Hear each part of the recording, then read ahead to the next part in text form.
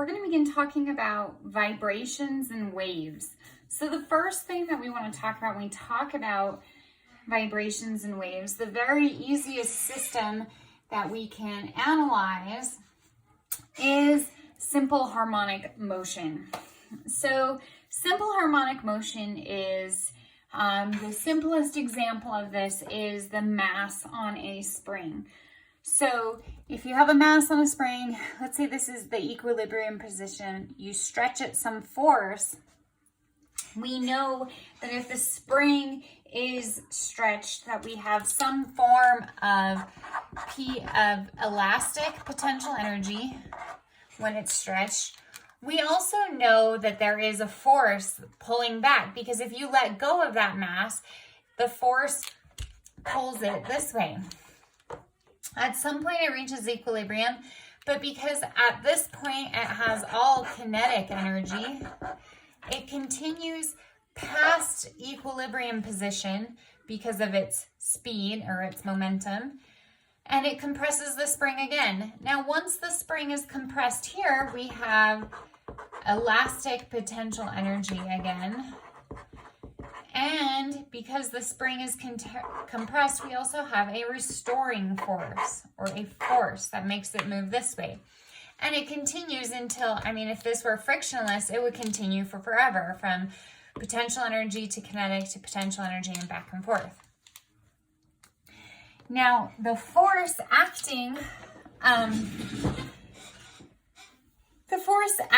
on our mass is F sub K, that's a K, is equal to negative Kx.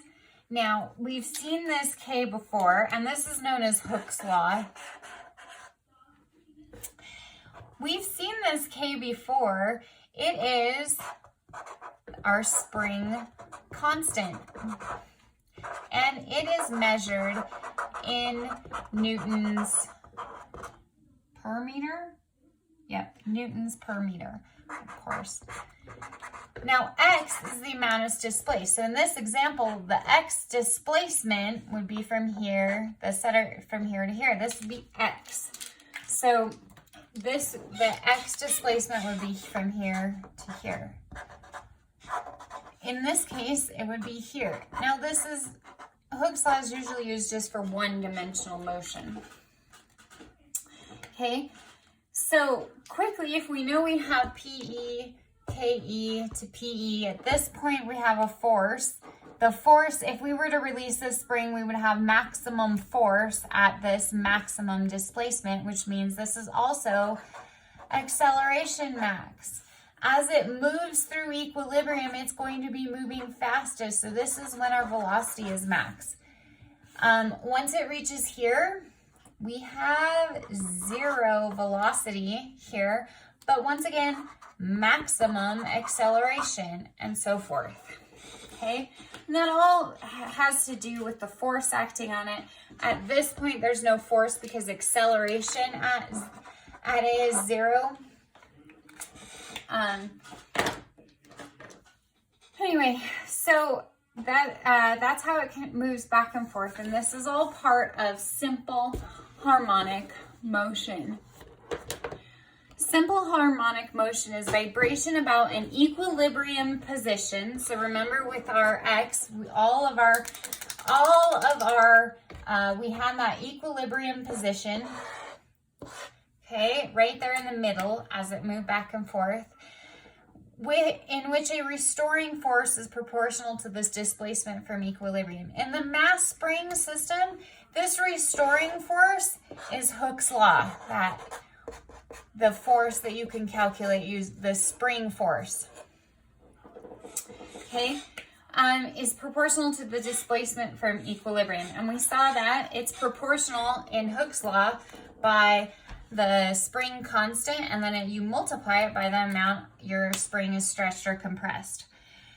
Simple harmonic motion is always back and forth motion over the same path because of the restoring force. So we have a pendulum, that would be simple harmonic motion for small values of theta.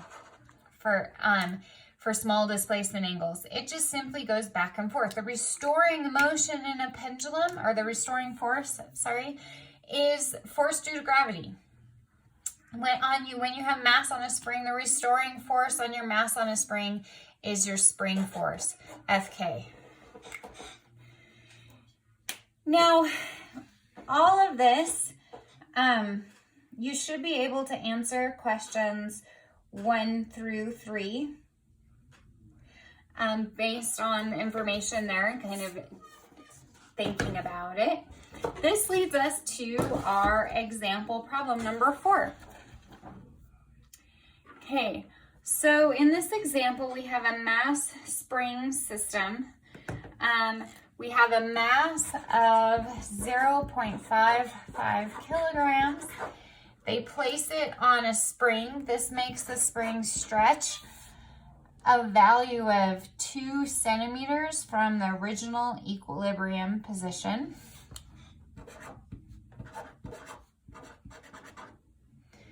This is negative because it's going down. And it's now in new equilibrium. So it's asking us what the spring constant is. Well, if this is no longer moving, what do we know about the equilibrium of our position here? We know that our spring force is equal in magnitude and opposite in direction to our force of gravity. Okay? We know that F, our spring force, subtract our gravitational force is 0. So Fk equals Fg. So we have mg, which is our force due to gravity, is equal to negative kx. Now we're looking for k, right? So k is our spring constant. Well, we're going to find that by saying k is equal to negative mg over x. So k is equal to 55 kilograms times 9.81 meters per second squared. This is negative, divided by our negative displacement. Hold on. I'm sorry. It says 2.0 centimeters, so it should be 0.020 meters.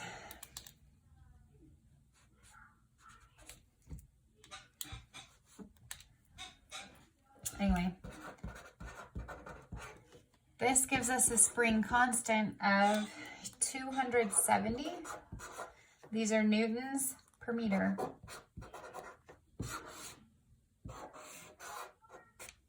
Okay.